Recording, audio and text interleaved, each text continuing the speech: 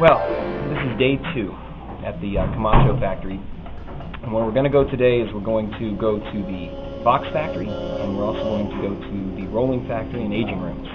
So let's take a trip and get in the cars. We're going to head out. Hope you enjoy it.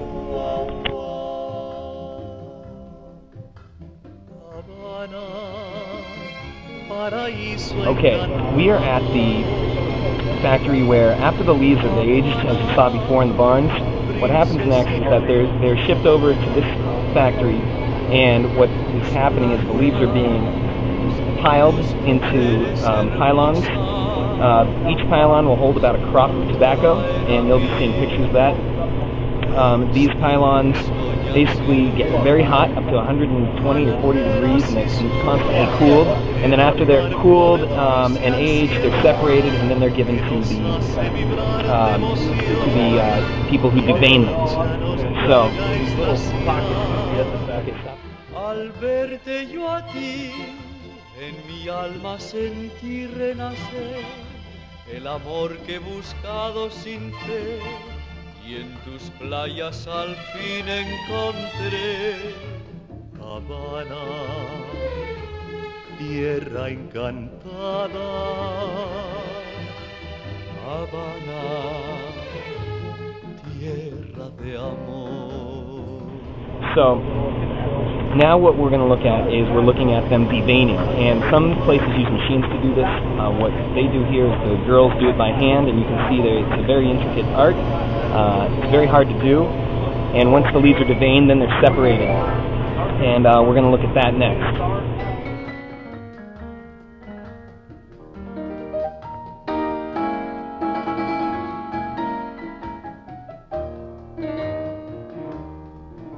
Palmeras y sol en un marco de dulce ansiedad que nos hace vibrar de emoción y de dicha nos llega a extasiar. Al verte yo aquí, en mi alma sentí renacer el amor que he buscado sin fe y en tus playas al fin encontré. Habana, tierra encantada. Habana, tierra de amor, tierra de amor, tierra de amor, tierra de amor, tierra de amor.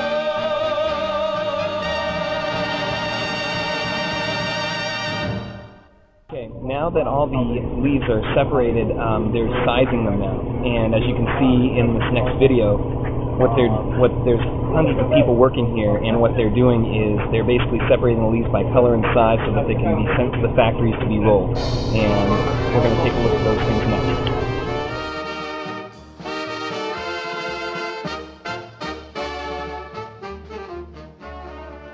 Cuando en la noche no quedan coplas y en las esquinas brilla la luna, novias de nácar y de azahares en la cañada. Well, we're outside the box factory here at Camacho, and you'll see as we go into the factory that most of what's being made here is done by hand. And if you look at all the labor and stuff that goes into it, you should get a better appreciation for what goes into the boxes. So let's take a look. La guitarra de Montoya ha pasado de puntilla esta mañana a las 4 por las calles de Sevilla. Cuando duerme Andalucía. Here you can see the hinges for the boxes behind me. You can see they're sanding everything by hand. It's just amazing to see the process that goes through. And once you see it firsthand, you really have another appreciation for cigar boxes.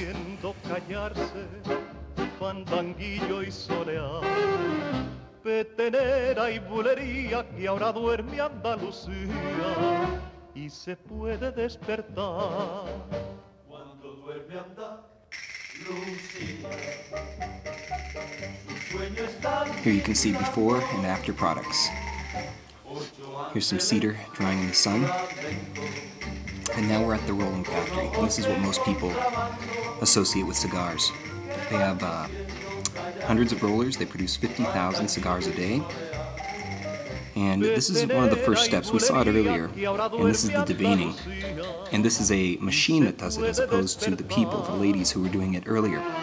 These machines are 104 years old. They don't make them anymore, and they can't find parts, so they have to make them themselves. But this machine deveins, and as you can see, it basically takes all the veins out, and that's what you'll see laying on the floor everywhere.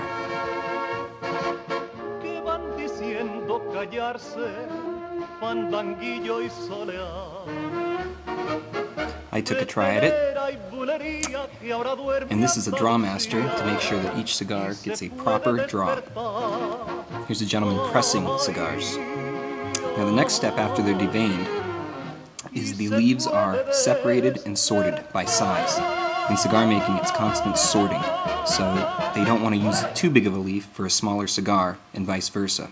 So there's a lot of time and care that goes into sorting these leaves so that they can get to the rollers. This is a finished product, and this is the actual rolling process. Once the cigars are bunched and put into these molds, then they're actually rolled. And we'll watch here as she starts one out. The first thing she does is she lays out the wrapper leaf and cuts it to size so that it fits the cigar. You see how she's keeping the pieces next to her? She's going to use those later, you'll see. She takes the molded cigar out and measures it to make sure it's right. And then she puts the wrapper leaf on. Watch how fast she does this. It's much more difficult than it looks. That's fruit pectin. It's like a glue, but it's made of natural products. Same thing you use in jams and jellies. Now remember that piece she cut off? There she's using it again to put the cap on. The cap goes on the end of the cigar that you cut off. And she's actually going to put two caps on, because this is a Cuban style of doing it. Different factories will do it different ways. But she actually cuts a big circle and puts that on, and uses the fruit pectin to hold it. And then, when she's finished putting this piece on, she's going to use one of those little pieces of tobacco from before and cut out a smaller hole. So she gets the cap ready, and she takes one of those little pieces out, sticks it right on the top with the fruit pectin, cuts it, and now it's ready. But beforehand, she wants to test it too. Now, as we go forward to the next part, I thought it was important to show that the time and care that goes in again to the boxes. Once they're made, the labels and stuff have to be put in, and you can see they do all this by hand as well. It's very laborious, and hopefully next time you look at a cigar box, you'll have a different opinion on it. These are the silk screening.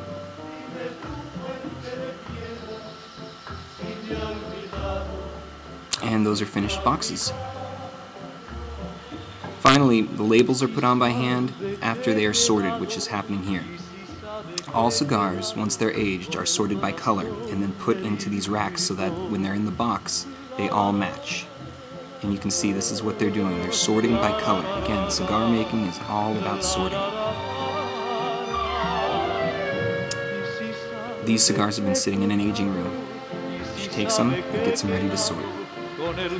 Overall, we had a great time here at Camacho, and I just want to say thank you to everyone from Cigar Masters. We look forward to coming back, and thanks for a great experience.